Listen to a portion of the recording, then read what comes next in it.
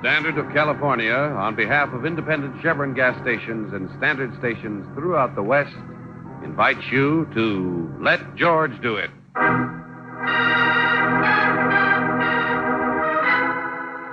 The Elusive $100 Grand, another adventure of George Valentine. Personal notice, danger's my stock and trade. If it's so off the beam, nobody can help you, you got a job for me, George Valentine. Write full details.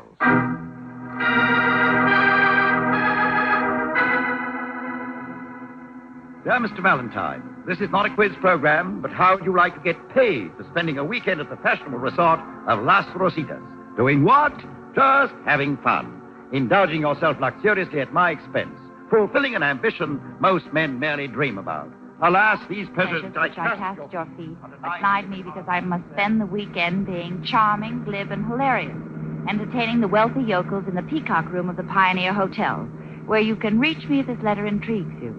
Just write, wire, or simply drop in. Signed, Walter Haney. You know, you keep reading that letter, Angel, and I'm going to stop and make you hitchhike the rest of the way to Las Rositas. Well, I'm sorry, George, but I'm fascinated. Well, things like this just don't happen to people, unless they guess the name of the song. With humor like that, Brooksy, you may be able to follow Walter Haney in the Peacock Room. Yeah, but seriously, why would a man who's been a star for years, making thousands of dollars a week, write a letter like this? Maybe it's just a gag. Well, how do you know? I called the hotel. There's a suite waiting for me, all paid for. Oh, a whole big suite. Yep, that's right.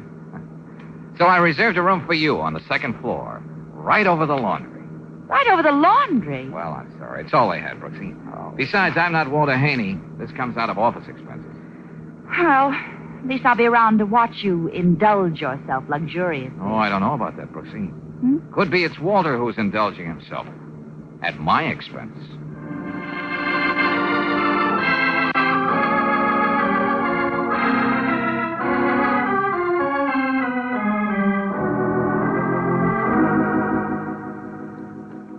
Dear Valentine, here's something I want you to spend for me. $15,000 in cash. Jeepers. May I touch it? Hey, now, even with Miss Brooks' help, I may not be able to spend that much in one weekend. Then what? What I have in mind, Valentine, you'll get rid of it in a few minutes. Splurge the whole $15 grand, Haney? On what? I'll come to that. But I should explain. At the moment, this is all the money I have in the world. Well, then you'd better take care of it. If you read anything about me in the papers, Miss Brooks, you know that next to breathing, I'm supposed to love gambling best. Well, look, why don't you go out and throw it away yourself? This town's wide open for gambling. Yeah, that's the hitch. I could sneak out between acts, but I'm not allowed to gamble. What do you mean by that? You're over 21.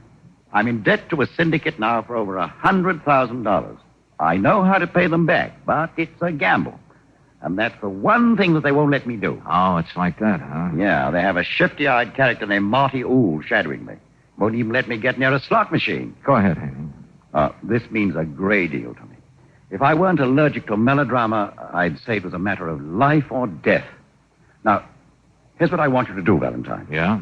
There's an art dealer in this town who, I suspect, maintains a so-called gallery merely to fleece visiting millionaires. Oh, something you won't find in the guidebooks, huh? Well, Mr. Dirkson's particularly proud of one item in his fly trap. It's a much sought-after Etruscan vase by one Alberto Molini, 1506, 1568. I take it isn't just something you put flowers in. No.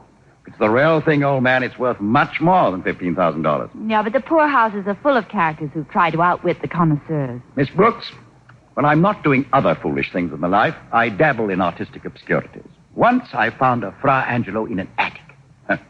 Only it turned out to be an amazing fake. But I still think that there's nothing like... Nothing like coming to the point, Haney. Yes. Well, if I'm right, Valentine, Mr. Dirkson's vase is not only authentic, but it's the mate of another masterpiece by Molini. All of which adds up to what? $100,000. My, how you do toss off round numbers. Oh, I'm quite serious, Miss Brooks. There's a fabulous cattleman, one Hank McCrary, who lives just outside of town here, and who owns the other Molini. Incidentally, he does use it to put flowers in. He can afford it. Uh-huh. And he'll pay you the $100 grand? As I said, if I'm right about Dirkson's vase, that's the gamble. I may lose my $15,000. This Hank McCrary, he knows as much about these things as he does about longhorn steers. Well, it seems to me a simple risk for you to walk in and make the purchase yourself, as long as your intentions are honorable. You don't know these gentlemen I'm indebted to. Flinty individuals, one and all. And they don't believe in anyone gambling with what they consider their money. Oh, Walter, I didn't know you had visitors. I was inside knitting. Did I hear... Adele, I want you to meet some friends. Miss Brooks, Mr. Valentine. Oh, how do you do? How do you do, Mr. Valentine? Oh, I'm glad to meet you, too, Miss Hayden. Oh, Walter, just what are you up to now? Now, look, please, Adele. You know, Mr. Valentine, my brother doesn't tell me a thing that's going on. Really? Still, I don't know what he'd do without me. Which reminds me, Walter, I'm going down to see the manager. Adele, I shall tell him we want those lights changed for your performance. And you be sure to take a nap now, dear. Oh, yes. Goodbye, Mr. Valentine. Nice to have met you. Me, too. Oh, Miss Brooks, you must forgive my sister. She makes my work her whole life. Hey, you know, Haney, between a stage sister and a gambling syndicate, you don't seem to have a life of your own. I'm rather sensitive about that, old boy. Supposing we don't discuss it. Is it a deal? Why not? There's no law against it. And it's your money. Good. Believe me, I'm more worried about Adele than I am about myself. She can't sleep because of that $100,000 debt. I see. Oh, Brooksy, you'd better go and check in. Oh, yeah, my room over the laundry. I want to see what I can find out about Mr. Dirksen. I'll meet you downstairs in the drugstore.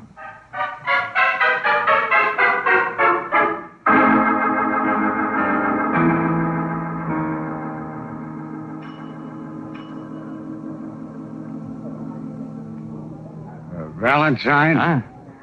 I want to see you outside a minute. Before you leave the hotel. Well, who are you? I take it you got a name. Or am I being presumptuous? The name's Marty Ool. And I told you I want to talk to you outside. Oh. Patio. The boy from the syndicate, huh? Yeah. Haney mentioned you. I said outside. Okay.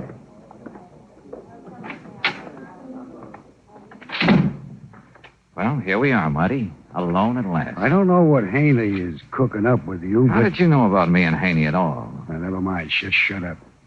Now, look, I'm warning you. Stay away from him. Oh, well, gee, thanks for telling me, Mr. Rule. Yeah. I might have stuck around town and got into an awful lot of trouble. Yeah, real trouble. Get it? I think I'll show you just what it's like. Something like this. Oh. Thanks for the warning, Marty. But you know you shouldn't try to scare people out of town like that.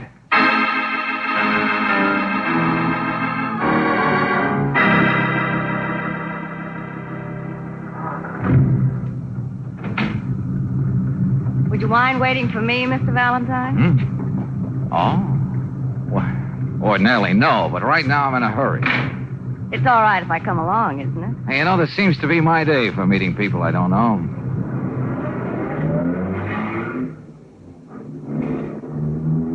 You know, you could have taken a cab. Then the driver wouldn't have to ask you such questions as, who are you anyway? Lola? Just Lola, huh? Isn't that enough? Tell me, why did you come here to Las Rositas to see Walter Haney? Oh, now this is getting to be a routine. What did he say to you?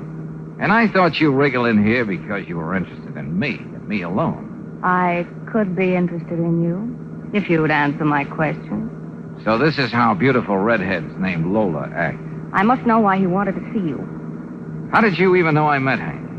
Suppose we stop off down the block for a drink. I'm sure you'll tell me what I want to know. Huh? But this is a 5 and 10 cent store. It's a bus stop, too, Lola. It's as far as we're going together. But I thought Me, too. But suddenly I remembered all my Boy Scout badges. Bye, Lola. You know, I'll find out what I want anyway. Sure, I know you will, but I don't want to make it any easier for you. Oh, yeah. You still didn't tell me who you are. I mean, aside from being Lola. I'm nobody. I'm just Walter Haney's bride. This was supposed to be our honeymoon. Walter Haney? Hey, wait a minute. Just don't tell his sister. If she found out, she might drop dead. I hope.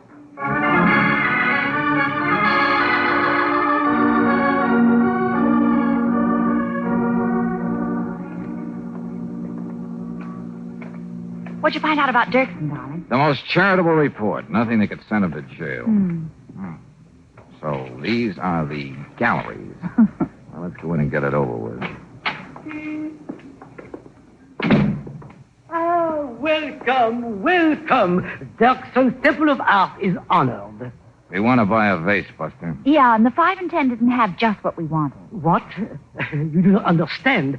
I surround myself with only the most precious objets d'art. That's fine. I'm talking about the Molini. You see here only the Molini? Yeah, 1506, 1568. But most important, $15,000. Sit down, dear lady. Dear gentleman. Dear. I do not know how I can bring myself to part with it. It would cause me such pain here in my heart. That could be indigestion, Mr. Dirksen. Oh, look at it. Isn't it beautiful? 20,000, perhaps? I don't think your indigestion is that bad, friend. It's 15. You are fortunate. Money means nothing to me. You brought the cash, of course.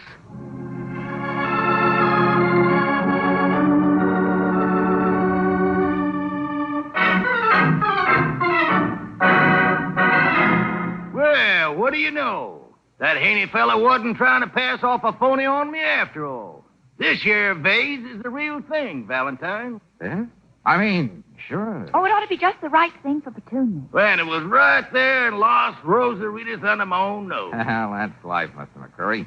Now, I don't like being mercenary, but... Oh, yeah. Haney called me about that. I got the money right here. 1,000, 2, 3. Oh, I just can't count. I'm too excited about getting that vase. Yeah, handling all that money would do things to me, too. Oh, but it's all there, Valentine. I'm a man of honor. Besides, I know when I'm getting the best of a good bargain. Yeah.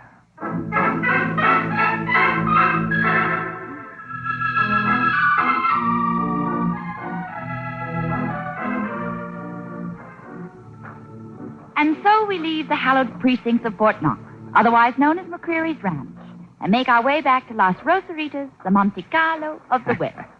You're in rare form, Brooksy. Yeah, but not before I ask a couple of questions. Well, this gunful Marty and the redhead Lola you refuse to talk about. What's going on anyway, George? Long stories I don't mind telling, Brooksy, but this is kind of complicated. You see it... Uh-oh, another one of my loyal followers. I knew my brother was planning something with you today, Mr. Valentine. Remarkable insight, Miss Haney. You don't have to play cat and mouse with me. I happen to know what this is all about and what's involved. Okay, that's the end of that game. What do we play next? Get in the car, Angel. Okay, George. Just a minute. Yeah? You probably think I'm interfering with my brother's life. Everybody does. But I'm going to protect him as long as I live. Against every grasping female that comes along. Miss Haney, this is just another job for me, and it's almost done. Frankly, that's all I'm interested in. I see. Would you mind giving me a lift back to the hotel? No, of course not. I'd like to see how it feels to ride with someone who's carrying so much cash.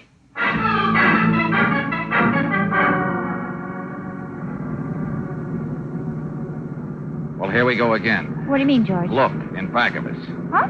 Oh, you mean that car? Yeah, we're being followed, and this time by experts. What's that? They're staying just a nice half block behind us, waiting for the tire to close in. Well, hurry, do something. That money belongs to me and my brother. Every cent of it. They can go as fast as I can, Miss Haney, even a little faster. Knowing they're catching up with $100,000.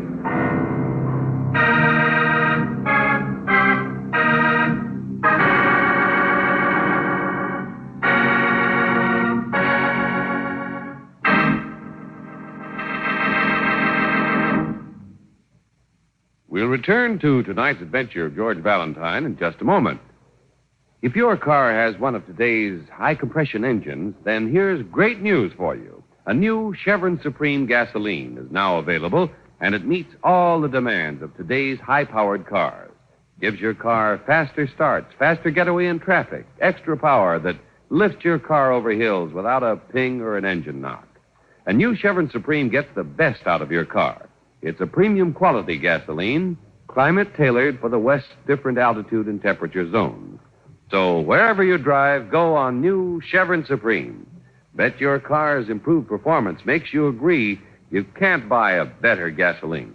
Get it tomorrow at standard stations and independent Chevron gas stations, where they say and mean, we take better care of your car.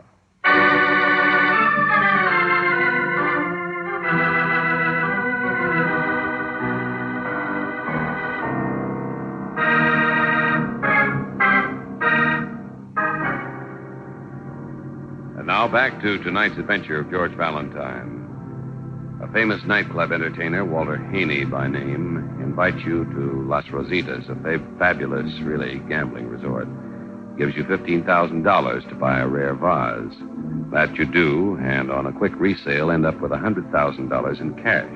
You're headed back to turn the money over to your client when suddenly you notice a car on your tail. You've got to think fast, and if you're anything like George Valentine, you do.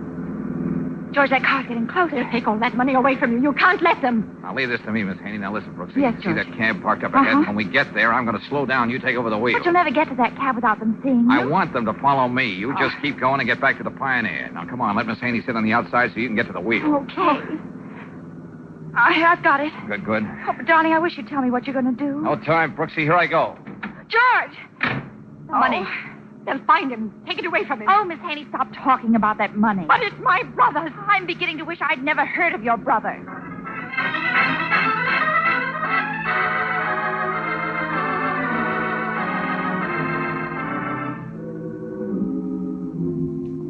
Keep going, Kevin. Keep going. Lose that car. Come on, snap out of it.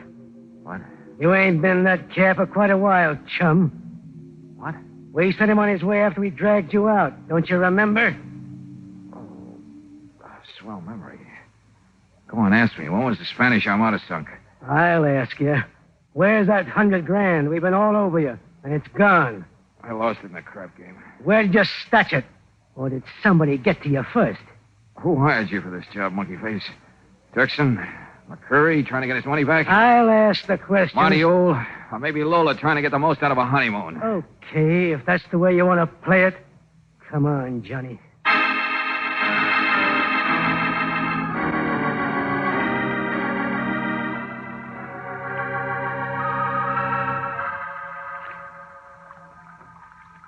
Hey, give me another towel, will you? Yeah, sure thing, boss. But I think you'd be better off there getting a doctor. You got a real smart hotel here, friend. I just don't want to shock any of the equally smart clientele when I leave this washroom. Ooh. That feels better. Yeah, what happened to you anyway, boss? Look, is Walter Haney through with this last show in the Peacock Room yet? Well, let me see. Just about, I guess. Swell. I just wanted to give you time to freshen up, Valentine. Monty. Hey, you. Get out. Yeah, mister, but I work here. I said get out until I'm through. Yes, sir. Now, wait a minute. Let's be nice about this, Monty. I don't want this dance with you. I'm not up to it. Don't I know it, though?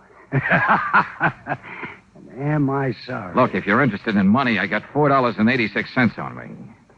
When I lost you after you left McQuarrie, who got to you? Who didn't? Whatever money you picked up for Haney belongs to the guys I work for. He wasn't supposed to gamble any of his dough until he was all squared up. Now, what happened to the $100,000? Okay, Marty, I did this before. I can at least try to... Not this time, Valentine.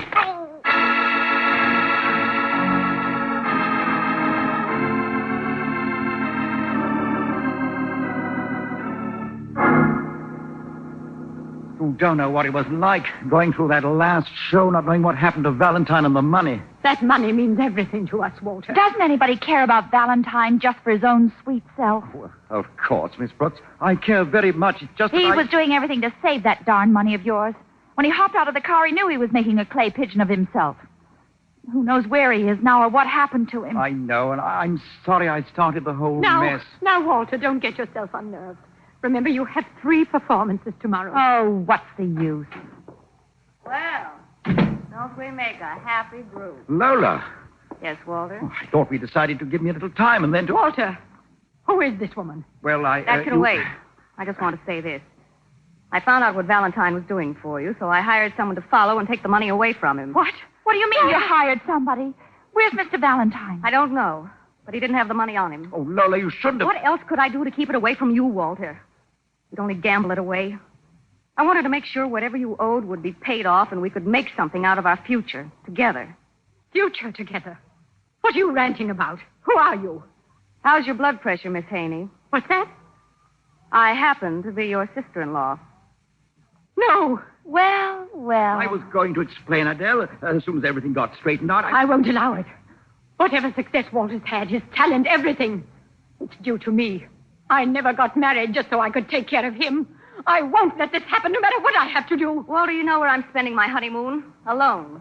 I'll be there waiting, but not for long. Oh, Lola! Walter, how could you do a thing like this to me? Adele, for the love of heaven, why don't... Oh, just sit down there and knit. Do anything, but please stop talking. Oh, I've nothing to live for now. You're going to regret this, Walter. Mr. Haney, I'm sorry my sympathies are limited. But right now I'm only interested in George. What about these people you owe money to? They might have... Yes, Miss Brooks, I've thought of it. I'm going to call them right now. Room 418, please. So that's all I'm good for, then. Just to sit here and knit. Hello, Miller. Miller, this is Haney. You got hold of Valentine? No? Oh. Yeah, I know, Miller. I'm quite sure you won't let me out of your sight. What did he say? Miller's boy, Marty, caught up with Valentine, too. Yes? I don't understand it. He didn't find any money either. It was already gone. Then, Walter, you mean you still owe all that money? That's right, Adele. Miss Brooks... Oh, save it, Mr. Haney. From here in, I'm crying copper and see if they can't find George.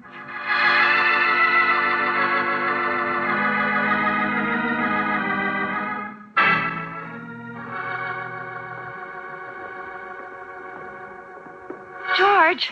True love. She can still recognize Oh, me. darling, when I saw you coming across the lobby. I know. Is that Haney's dressing room over there? Yes, George, but you're in no condition to do anything more tonight. Talk to him in the morning. I think if I just take everything slowly and surely, I'll be able to make it. Oh, golly. You see? There's nobody here. Come on, George, please. Wait a minute, Brooksy. Slowly and surely. Remember? Well, what is it? It's a note. Do you mind reading it, Angel? My eyes seem to be closing earlier tonight. It isn't addressed to anybody. Go on, read it, Angel. It says, when you've done what I've done to a life and seen the way it all worked out tonight, there's only one answer. When you find me, you'll know I wasn't afraid to face that answer. Wait a minute. This sounds like... Yeah, George. Slowly but surely, let's get down the hall to Haney's apartment.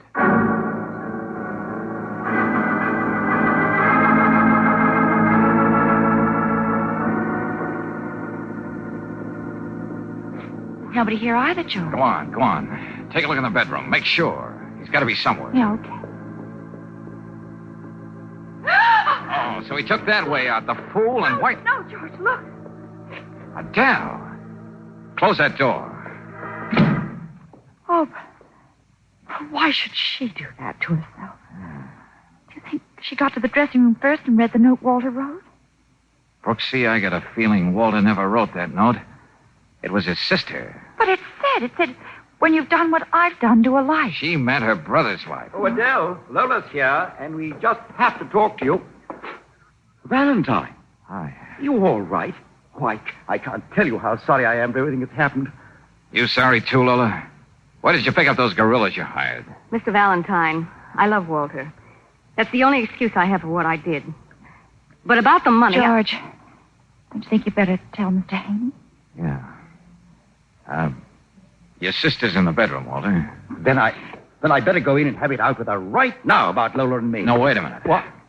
You better read this note. Adele. Oh, no. Oh, I've got to see her. She wouldn't do No, it. Walter. I don't think you'd better go in there. She decided to end it that way, and, well, there's nothing you can do. Oh, good Lord. Walter, darling, don't. Oh, Adele. Adele never really meant any harm. I tried to save her from herself. Each year, I got worse. You mean her gambling, don't you? Yes, Valentine.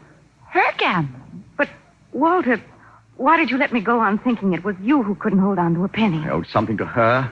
It didn't matter if everybody thought that I was the black sheep. So I let it ride like that. It was an obsession with her. Then she got in over her head and... and then this happened.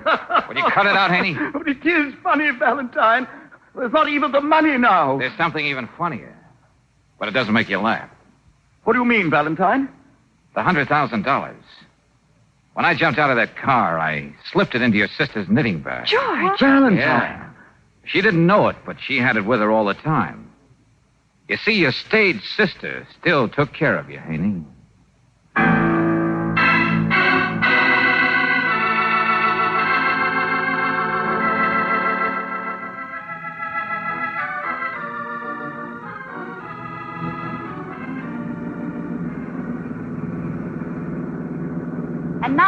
and gentlemen, we leave the fashionable resort of Las Rositas, the Monte Carlo of the West. The honeymoon haven of thousands of happy couples embarking on their life together. Oh, darling. Golly, to think you took the trouble to memorize that part of the pamphlet. Well, there's a lesson for every man in that gaudy little publication put out by the Chamber of Commerce. Oh, tell me more, dear heart. Joining all those happy couples are the thousands of divorcees who leave this desert Mecca, their freedom papers clutched in their hot little hands. I don't see anything like that in this pamphlet. You should read the tables put out by the Bureau of Vital Statistics, Angel. Home, home on the range, where never is heard a discouraging word. Ah!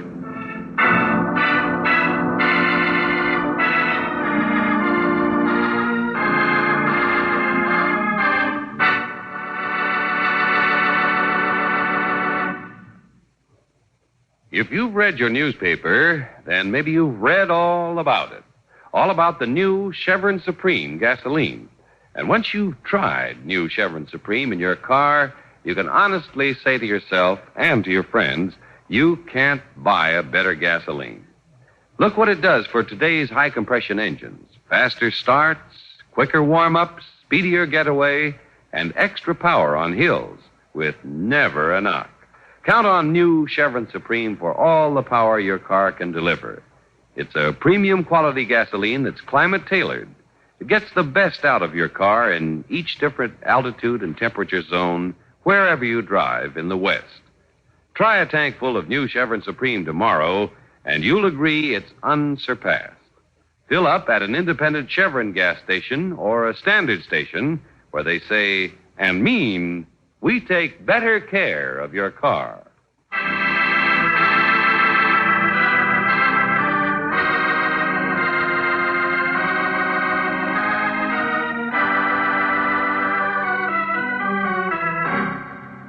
Next week, when we follow George Valentine as he hurries through the door of an expensive apartment, we'll hear... Oh, George.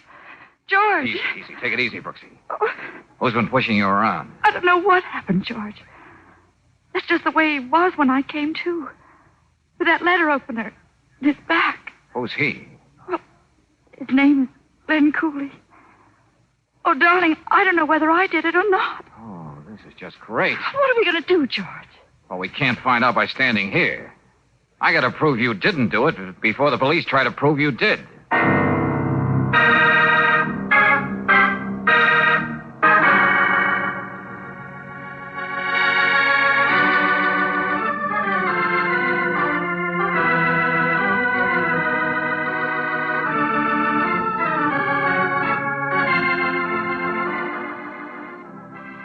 Tonight's adventure of George Valentine has been brought to you by Standard of California on behalf of independent Chevron gas stations and Standard stations throughout the West. Robert Bailey is starred as George with Francis Robinson as Brooksy. Let George Do It is written by David Victor and Herbert Little Jr. and directed by Don Clark. Also heard in the cast were Ramsey Hill as Haney, Jeanette Nolan as Miss Haney, Ralph Sedan as Dirksen, Mark Lawrence as Marty, Pinky Parker as McCreary, and Charlotte Lawrence as Lola. The music is composed and presented by Eddie Dunstetter. Your announcer, John Heaston. Listen again next week, same time, same station, to Let George Do It. This is the Mutual Don Lee Broadcasting System.